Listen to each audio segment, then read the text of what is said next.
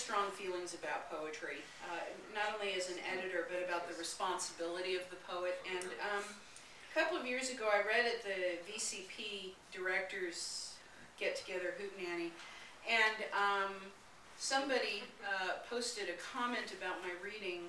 He didn't care for it much. It didn't bother me, except that he it didn't bother me that he didn't like my work. That didn't bother me. What bothered me was he called me a poet in the confessional mode. And I don't confess because I have, as I've said, I didn't do anything wrong. But I do testify. And I think the poet's job is to report what they see and to give testimony. And I think what he mistook for testimony, he saw as confession. But I report on what I see, not on the deeds. I didn't do the deeds in this particular poem. This is a poem about the 2000 election fiasco, which I wrote in a workshop that Holly Prado was running. Coup d'etat. And I take with it, of course, the notion that the poet is the canary in the coal mine.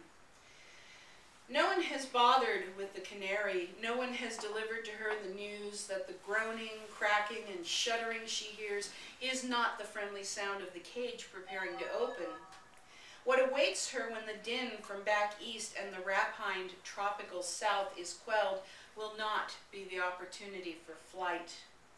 Poor, twittering yellow bird, oblivious to the unauthorized numbering of her toy-colored feathers, unacquainted with the molecular couplings, sinister and scentless, embedded like warrants, like tax codes, in the tender droplets of the border rain, of the tule fogs cascading down from the regions where the caribou have been felled by the well-oiled pogroms. Canary doesn't know yet to pity the chameleon for its futile fits of adaptation to a collapsing landscape. Canary doesn't know that what croaks from the pond has lobbied for a recount of its legs. All unbeknownst to Canary, even the map makers are suspect, and the migratory maps have been erased.